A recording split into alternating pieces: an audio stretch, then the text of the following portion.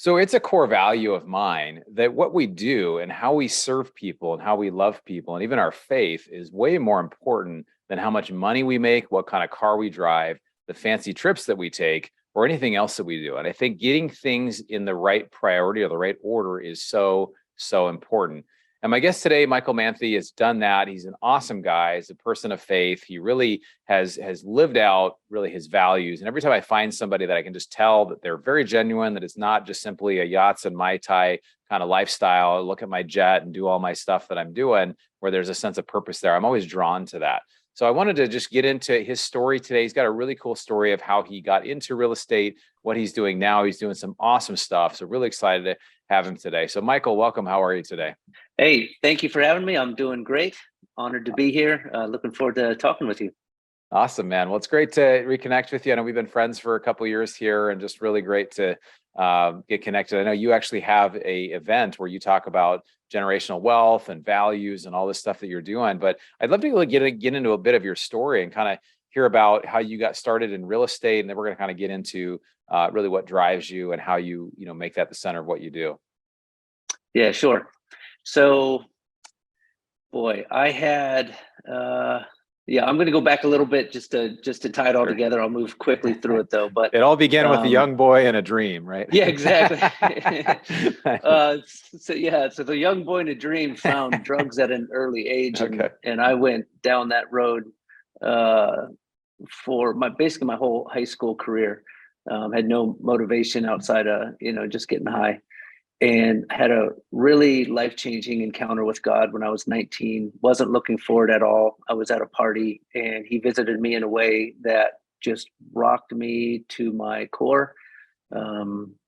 Showed me a vision of my life and how completely worthless what I was involved with was, and how it was just, it looked like a downward dark spiral. And so I ended up leaving this party and giving my life to God, and felt like 1,000 pounds came off me. It was just one of the most incredible experiences I've ever had. I went from being depressed to being joyful, from the inside out, not just, a lot of times I looked happy on the outside, but was depressed inside. So from that moment, my whole life changed, and I began wanting to get to know this God that had reached out to me. I was not searching for this. He reached to me. So began a relationship, just a lot of time getting to know him, and actually felt like he asked me to go into business. And so I started a construction company when I was 20 years old and ran that for a few years.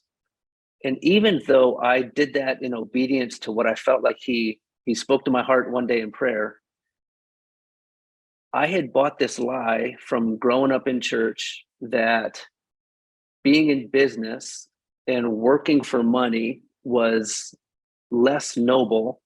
Like, it wasn't really noble. It was like, you're living a selfish life. You're just trying to make money. And if you really wanted to live a noble life where you served others, served God, it meant you had to fly across the world, go to Africa, go to India, something like that.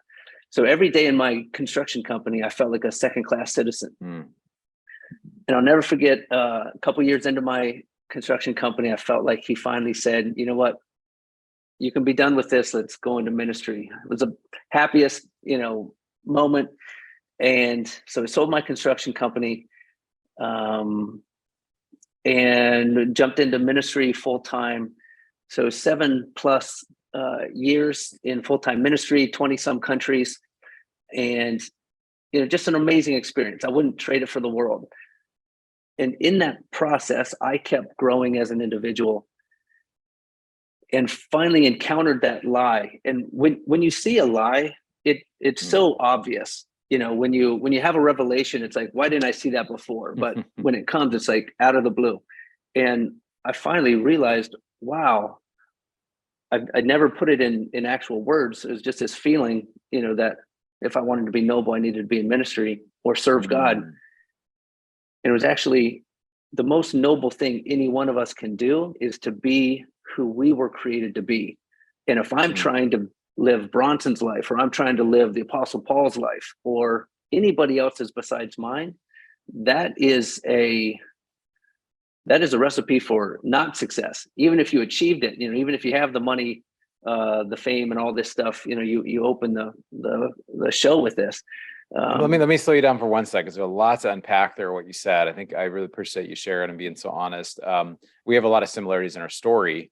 In that, I was 16, was hanging with a party crowd, and then I had a similar experience where I was actually at a church, but it was just like I felt like God called out to me and said, "I want you to follow me," and it changed everything for me. And I think anybody listening who, whatever your faith background is, I just feel like God is always there. He's always listening. He's always around. If we just reach out, that's where these spiritual experiences happen, and it can look different for different people. So I don't want to be exclusive in saying this, but I know that, God is present and he's around. And so, but I want to go kind of forward to what you said there too, because I similarly had this thing about like, oh, I like business, but I feel like I should do ministry. Anybody who really has stuff going on, like they're a pastor or they're a missionary, they live overseas or whatever. And I did. I lived overseas for 6 months in college and did some stuff like that, kind of like you. And I was about 5 years working at a church as a youth pastor in different sorts.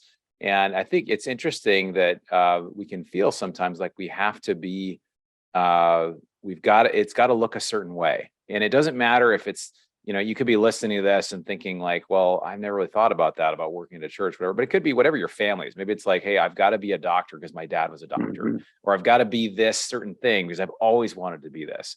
And I felt like, no, like if you believe in God and you believe that there is some sort of plan for your life, then there involves some sort of surrender to it, right? Where it's like, okay, maybe I'm just going to do whatever God wants me to do. And maybe however it looks doesn't really matter. And I've just got to obey. And I've gone back and forth between that. Is it ministry and working at a church, or is it business? And so I decided is like, it doesn't have to be either, right? It's biz ministry. It's like both together. But so it sounds like you had, like you said, this was a lie that you understood. And what are some things that you kind of like, talk to us a little bit what happened from that point? I mean, for me, it just got exposed. I think just in, personal development, and as we're growing individually inside as a person, you encounter different triggers, different, unhealed stuff, insecurities, all that stuff. We're all in this process of maturing. You can grow old without growing up. And so, Sure. Once I saw it for what it is, that me comparing myself to someone else and feeling less than them because I see them in ministry and I feel God calling me to business, that's an insecurity. That's unhealthy. So once I found that, I was like, okay, Lord, whatever you want me to do. Sometimes it's easy to think you're in the Lord's work when you're out with, walking through dumps, talking to people, giving them food, praying for them, in other countries. But if someone was faking that life, that would be pretty empty. And in the same way, I feel as close and in the center of who God's created me to be now than I ever have. And so it really truly is about you finding who you've been created to be, and then having the courage to do that. There's all these societal expectations, family expectations, individual expectations of what you thought your future would look like and all this. And at the end of the day, we need to be courageous enough to say, hey, I'm going to put all that aside and I'm going to live the unique life that I have responsibility to live before my creator. Yeah. And I think that's a really good point. I think everybody should be able to relate to that, just in the sense of you living a courageous life, you saying, and I remember I reached a point where I was like, I really felt like God was like, I want you to leave your job. And I had a job I was making between 200 and 250,000 a year. I was working 20, 30 hours a week. And then my family was like, you're nuts. Why would you ever want to leave this job? But I just knew, like, if I didn't leave it, I would regret it. And I knew that, a lot of times we also can catastrophize worst case scenarios. Like, well, if it doesn't, what happens if it doesn't work? Am I a failure? What does this mean? And what it really means is like, well, if it doesn't work, I always go back and get another job in medical sales or whatever. But for you, it's amazing that, sometimes stepping out, and I'm sure there's probably been some, people that haven't always been supportive, or maybe they have, but, even in your own mind, to say, what does success really look like? And I think that's something I think everybody should ask. I mean, this is a bit of a deeper episode, but I think it's really important. At the end of the day, the money really is not important. And, people wonder, like, money is not my primary driver. I just love, the impact you can make with the money that you make. And of course, to be able to cover your living expenses, then you have freedom over your time. But, Yeah, I probably was, oh, you retired. And I was like, well, yeah, I retired, but I'm working more now than I was before. So it's kind of 100%. like, I just love it. I'm just doing this stuff. So for you, talk to us a little bit about how you got started in real estate, and kind of how that process has gone for you, because you've really scaled to do some pretty huge stuff, and you're raising millions and millions of dollars for individual deals that you're doing. So talk to us a little bit about kind of how you got going with that. Yeah. So I moved back from the mission field, was in New Zealand at the time, moved to Lancaster, Pennsylvania here to get to know a local lady here that soon became my wife. So Okay. coming off the mission field, I had, zero, I had negative net worth. Um, she had $25,000 when we saved up when we got married. And we used that to buy our first property, single family house. That's all it was. It was a foreclosure, $25,000 in our local city. And that's how we got started. So we bought that one.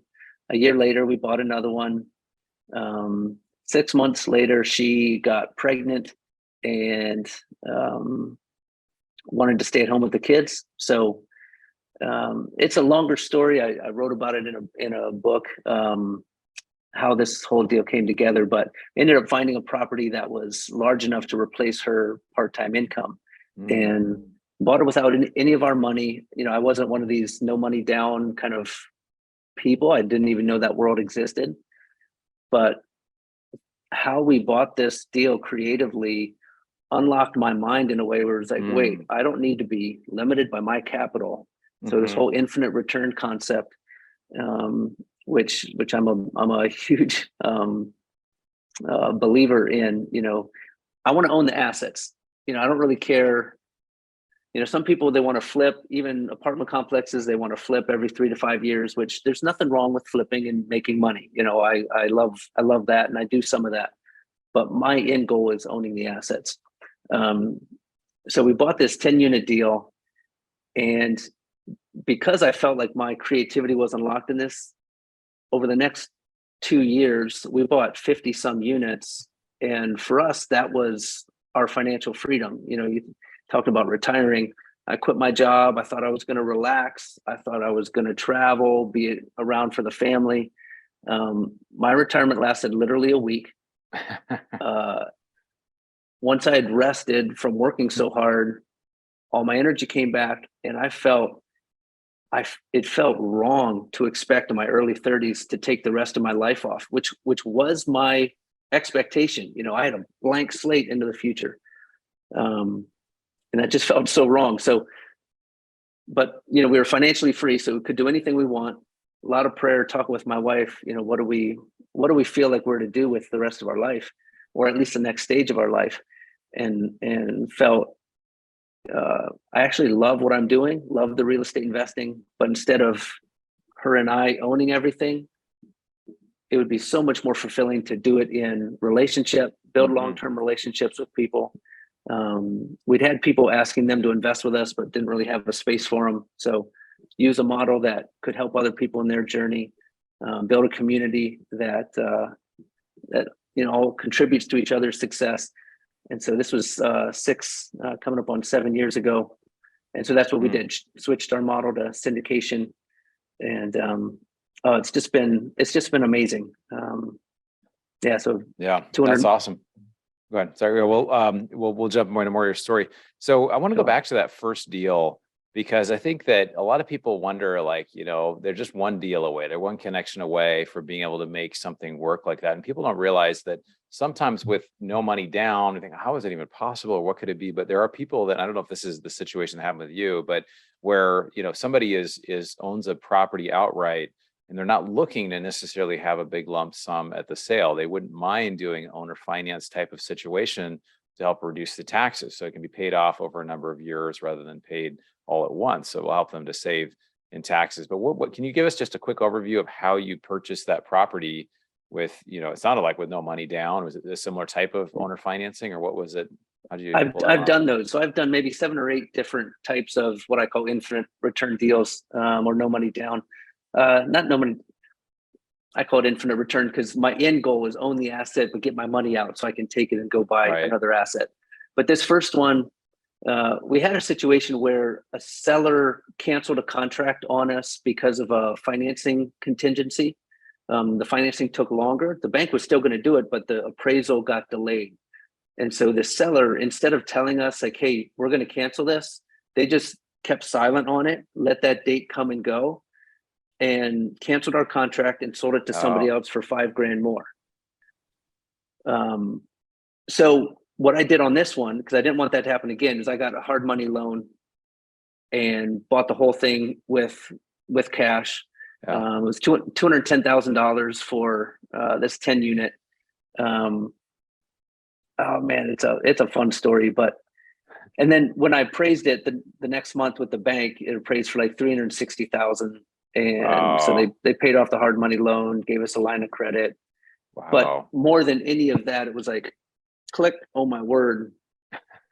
Because I knew before I got into real estate, I knew if I could get inside the game, once you see the rules and the playboard and everything, you can start to be creative and make things happen that are outside the inside the box thinking of 20% Right. down and all of that. So that's kind of Yeah. what unlocked it for Yeah. me.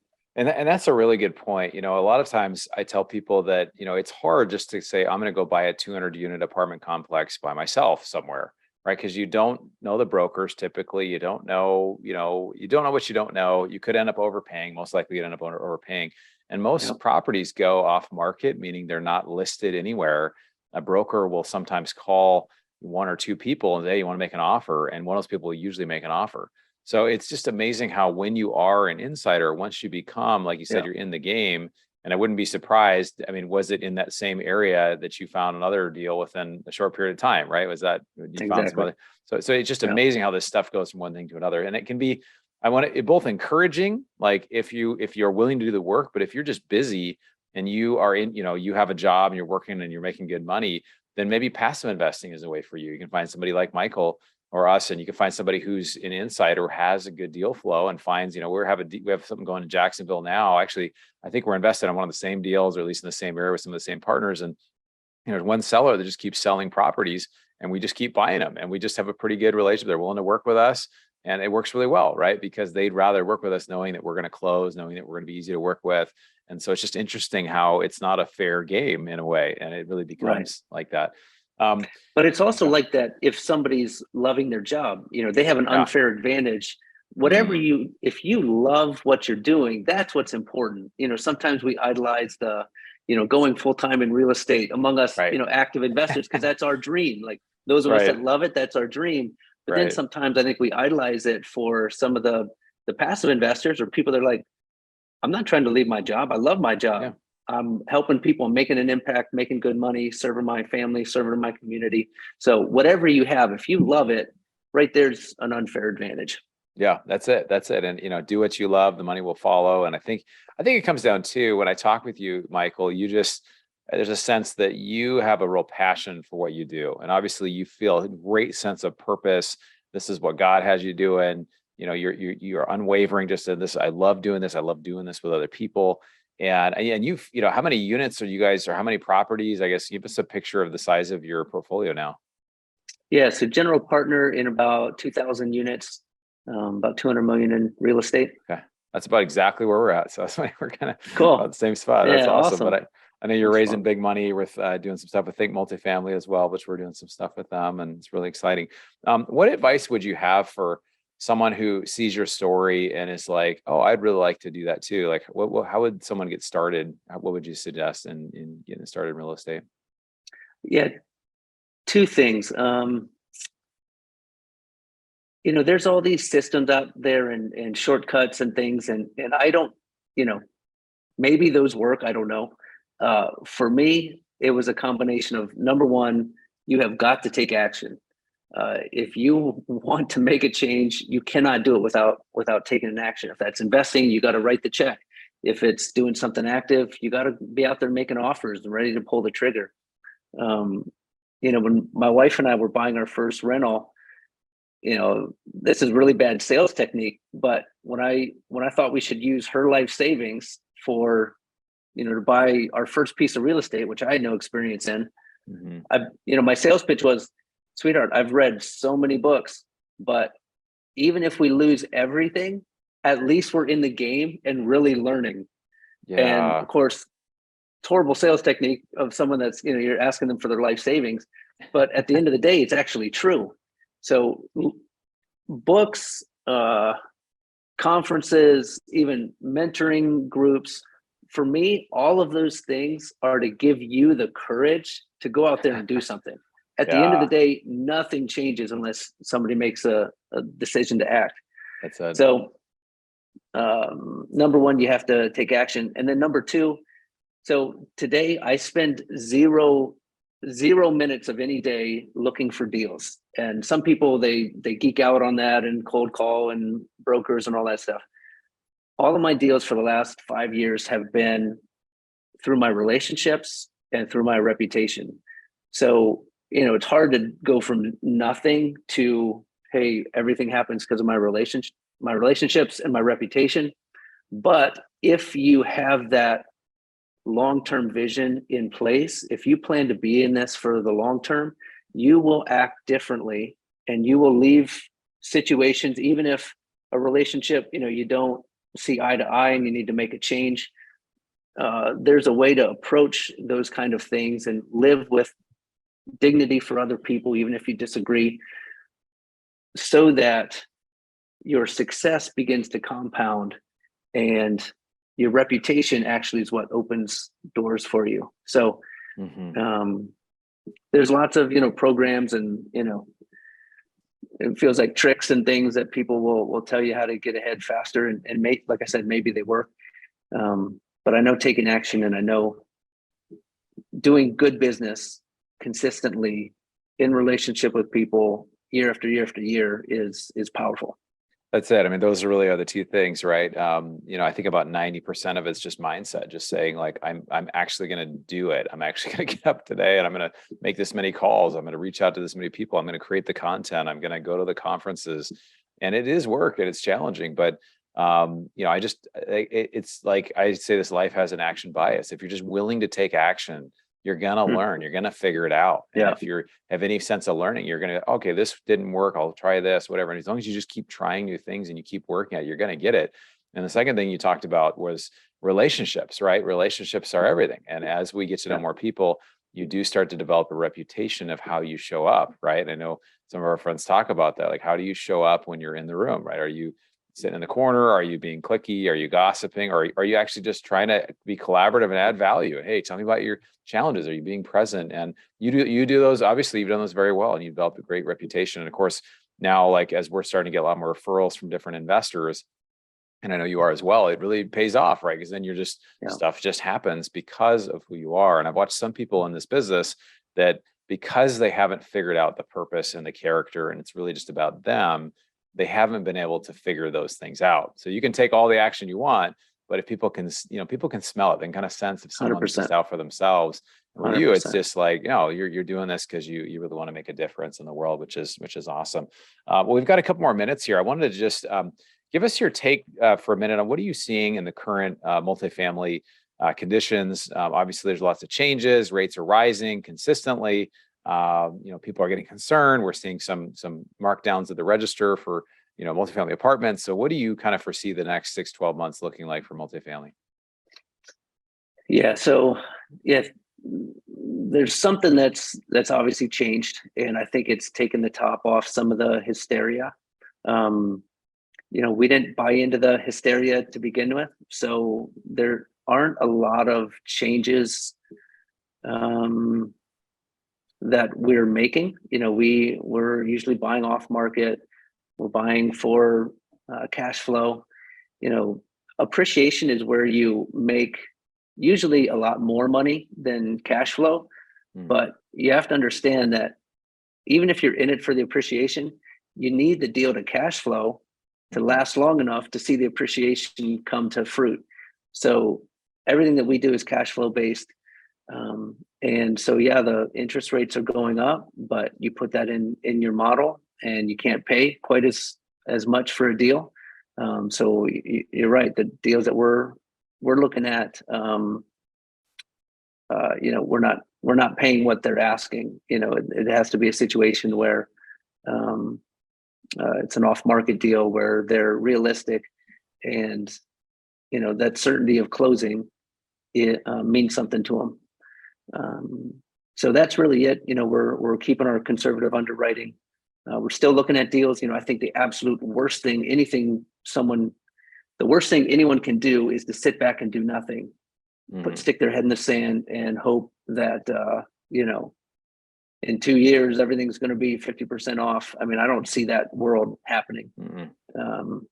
So that's kind of my take. It's interesting thought too. Yeah. Cause a lot of people, the confused mind always says no, or just doesn't do anything, doesn't take action. But if inflation is really, 15 to 17%, officially, of course, at 9.1% at the time of this recording, but it could be much higher, like 15, 17% if you look at actual costs. And if that's the case, over a 2-year period, people are losing 35 to 40% of their purchasing power. And I just don't foresee, prices going down that much. So I think getting out of cash and into assets where there is an inflation hedge is a great idea. Well, Michael, this has been awesome. I just want to say I really have appreciated your friendship over the years, getting to know you, just seeing your sense of purpose, your desire to give back and help people. It's always comes across very genuine. I know you have a lot of very happy investors that have worked with you for a long time. So I encourage everybody to reach out to Michael and get on his list. And he does a lot of educational stuff as well. But can you talk for a minute about how people can get in touch with you or how they can connect with you? Sure. Yeah. So, social media, Michael Manthei on Facebook, Michael G. Manthei on Instagram. Our website is investelevate.com. Been doing an annual generational wealth conference. Just had it 4 weeks ago.